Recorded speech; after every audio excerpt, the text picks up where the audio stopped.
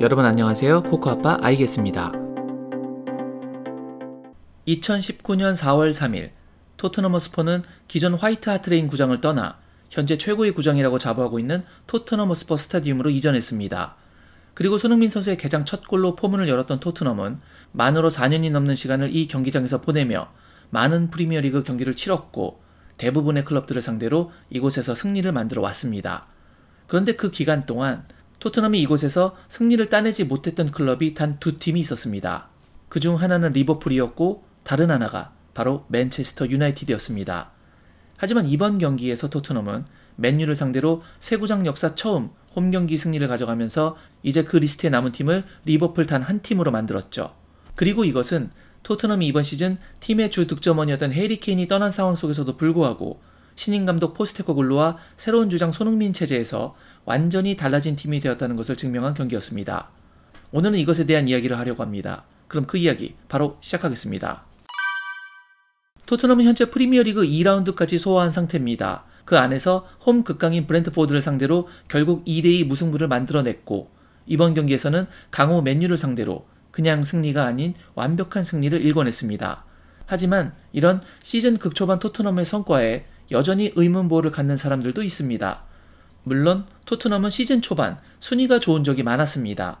누누 감독이 처음 부임했을 때에도 개막전에서 맨시티를 잡았고 3라운드에서는 리그 1위까지 찍었습니다. 콘테 감독의 본격적인 시즌 때인 22-23 시즌에도 첫 경기에서 다득점으로 1위를 찍더니 14라운드까지는 계속 4위권을 유지하고 있었습니다. 하지만 토트넘의 이번 승리는 그것들과는 흐름이 달라도 너무 다릅니다. 앞서 시즌 초반 유지했던 좋은 순위들 속에서 실제 토트넘의 경기력은 사실 고구마였습니다. 흔히 우리가 말하는 꾸역승이 정말 많았습니다.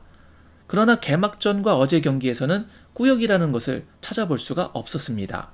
토트넘이 경기를 주도했고 위협적인 상황을 많이 만들었습니다. 특히 위협도 측면에서도 보시는 것처럼 후반전에는 토트넘이 맨유를 상대로 훨씬 위협적인 상황을 많이 만들어낸 것을 확인하실 수 있습니다. 점유율에서도 토트넘이 맨유를 앞섰죠. 지난 시즌 4월에 있었던 맨유와의 홈경기에서 당시 점유율을 40대 60으로 맨유에게 끌려가다가 손흥민 선수의 극적인 동점골로 힘겹게 2대2 무승부를 만들었던 상황과는 전혀 다른 양상이었습니다. 지난 시즌 전체 토트넘의 평균 볼 점유율은 49.9%였습니다. 하지만 이번 시즌 토트넘의 평균 볼 점유율은 무려 63%나 됩니다. 고작 2경기밖에 되지 않았지만 홈에서 극강인 브렌트포드를 상대했었고 자신들의 새로운 홈경기장에서 단 한 번도 이겨보지 못했던 맨유를 상대로 이뤄낸 기록이기 때문에 충분히 그 의미가 있다고 생각합니다. 패스 횟수도 지난 시즌 평균인 396회에서 이번 시즌에는 그것보다 약 35%나 증가한 533회로 늘었습니다. 그런데 여기서 정말 중요한 것은 단순히 패스 횟수의 증가가 아닙니다. 상대 진영에서의 패스가 증가했다는 것이 핵심이죠. 지난 시즌 평균적으로 상대 진영에서 175회의 패스를 했습니다. 하지만 이번 시즌에는 상대 진영에서의 패스가 무려 이전 대비 86%나 급증한 326회를 기록하고 있습니다. 이건 전체 패스의 절반이 넘는 61%를 상대 진영에서 하고 있다는 말입니다. 지난 시즌에는 채 절반이 되지 않는 44%의 패스만을 상대 진영에서 했는데 말이죠. 그런데 더 놀라운 것이 있습니다. 아무래도 공간적으로 더 넓은 자신들의 진영이 아니라 수비가 보다 밀집되고 공간이 좁을 수밖에 없는 상대 진영에서의 패스는 성공률이 떨어지기 십상입니다. 그런데 주로 자신들의 진영에서 패스를 돌렸던 지난 시즌 팀 패스 전체 성공률은 83.4%인데 오히려 훨씬 많은 양의 패스를 상대 진영에서 발생시키고 있는 이번 시즌 패스 성공률이 도리어 87.9%로 더욱 상승했다는 것입니다. 이 수치는 토트넘의 경기 운영 능력이 의미 있는 성장을 이뤄냈음을 보여주는 지표라고 분석할 수 있습니다. 그리고 이런 포스테코글루 감독의 괄목한 변화와 성장 속에는 그것을 진심으로 수행하며 팀원들을 이끄는 주장 손흥민의 품격이 있었다고 생각합니다. 주장의 품격, 그게 뭐냐고요? 그런 게 있기는 한 것이냐고요? 지난 시즌 토트넘의 실질적인 주장이었던 해리 케인은 답답한 토트넘에서 30골을 뽑아내며 한마디로 팀을 하드캐리했습니다. 그리고 그런 케인이 바이언 뮌헨으로 팀을 옮기자 대다수의 현지 전문가들은 이번 시즌 토트넘의 전망을 어둡게 바라봤습니다. 어떤 전문가는 토트넘이 10위권도 어렵다고 전망했죠. 그런 상황 속에서 해리 케인 다음으로 득점을 많이 올렸던 손흥민 선수가 새로운 주장직을 맡게 되었습니다. 팀 내 주 득점포인 일반적인 선수라면 이제 내가 팀의 득점을 더욱 책임져야겠다라는 개인적이면서도 팀을 위한 각오를 다졌을지도 모릅니다.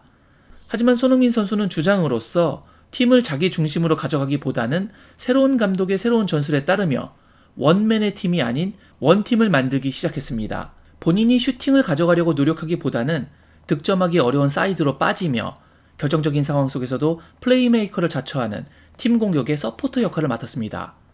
포스테코글루 감독의 공격 전술 핵심 중 하나는 하프스페이스에서도 특히 페널티 박스 안쪽의 하프스페이스에 풀백인 우도기 또는 삼선의 파페사르를 지속적으로 침투시키는 것입니다. 맨유와의 경기에서도 이 공간을 지속적으로 침투했던 파페사르가 이 지점에서 선제골을, 마찬가지로 우도기 대신 교체로 들어왔던 벤 데이비스 역시 이 공간을 공략하다 리산드로 마르티네스의 실책을 유도하며 추가골까지 넣을 수 있었습니다. 그러니까 이 지점이 전략적 요충지인 것이죠. 이런 전술을 경기 중 지속적으로 사용하기 위해서는 이곳에 공간을 만들어줘야 하기 때문에 본인이 슈팅으로 가져가는 것을 자제하며 1차적으로 수비를 사이드로 당겨주고 2차적으로는 그 공간으로 패스를 넣어주는 역할을 해줄 윙포워드라기보다는 전형적인 윙어의 역할을 해줄 선수가 필요합니다. 그런데 팀 내 최고 득점원인 손흥민 선수가 팀을 위해 주장으로서 그것을 기쁜 마음으로 기꺼이 수행해주고 있는 것입니다. 이 사진을 함께 보실까요? 손흥민 선수가 정말 기쁜 표정으로 관중석을 향해서 셀레브레이션을 하는 모습입니다. 아무런 설명 없이 이 사진만 보면 마치 손흥민 선수가 득점, 최소한 어시스트는 한 모습의 표정입니다. 그동안 손흥민 선수의 수많은 골들 이후 그가 기뻐하는 모습들과 동료들이 득점했을 때 기뻐하는 모습들의 사진들도 수없이 봐왔는데 이건 마치 본인이 공격 포인트를 올린 모습과 비슷해 보입니다. 골이 터진 직후의 순간도 아니고 이미 파페사르와 모든 기쁨을 다 나누고 난 후 동료들이 자신들의 진영으로 돌아가고 있었던 상황에서 파페사르가 아니라 환호하는 팬들을 향해 보인 기쁨이었습니다.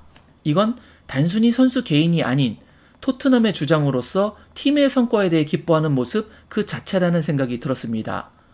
상대 공격 진영인 파이널 서드에서 패스 횟수 23회로 전체 1위, 키패스 4회로 브루노 페르난데스와 공동 전체 1위, 골을 넣고 싶은 욕심에 한 번 더 치고 나가면서 슈팅을 하기보다는 분명 더 좋은 찬스를 만들기 위해서 포로에게 내어주는 냉철하고 이타적인 플레이를 할 수 있는 선수, 팀의 주 골게터라는 역할을 잠시 내려놓고 본인의 득점이 아닌 동료의 득점에 단순히 그 선수에게 축하를 해주고 떠나는 것이 아니라 마치 자신의 득점인 마냥 서포터들과 그 기쁨을 함께 느끼는 새로운 팀의 리더, 이것이 제가 느꼈던 주장의 품격이라는 것이었습니다. 손흥민 선수 역시 대단하십니다. 그래도 손흥민 선수의 팬으로서 그가 이렇게 팀의 조력자 역할만 하는 것이 아니라 직접 득점하는 모습도 솔직히 보고 싶습니다. 현재 손흥민 선수는 자신의 슈팅 능력으로 상대 수비를 끌어들이는 역할을 주로 맡고 있지만 앞으로 그 전술에 대해 상대 팀들이 적응할 때 즈음에는 손흥민 선수의 슈팅 상황이 보다 더 많이 나오기 시작할 것이라고 생각하고 포스테코글루 감독이 후반 중반 이후 히샬리송을 빼고 손흥민을 원톱 자리에 놓은 것처럼 중앙 공격수로서 나서게 된다면 서서히 손흥민의 계속되는 득점까지도 볼 수 있을 거라고 생각합니다. 주장 손흥민 체제 하에서의 새로운 토트넘, 정말 승승장구해서 케인의 부재로 인한 어두운 전망을 했던 전문가들의 코를 납작하게 해주면 좋겠습니다. 오늘 제가 준비한 영상은 여기까지였습니다. 오늘 영상이 마음에 드셨다면 구독, 좋아요, 알림 설정 부탁드리겠습니다. 저는 다른 더 좋은 영상으로 여러분께 인사드리겠습니다. 그때까지 늘 건강하시길 바랍니다. 역시 I guess.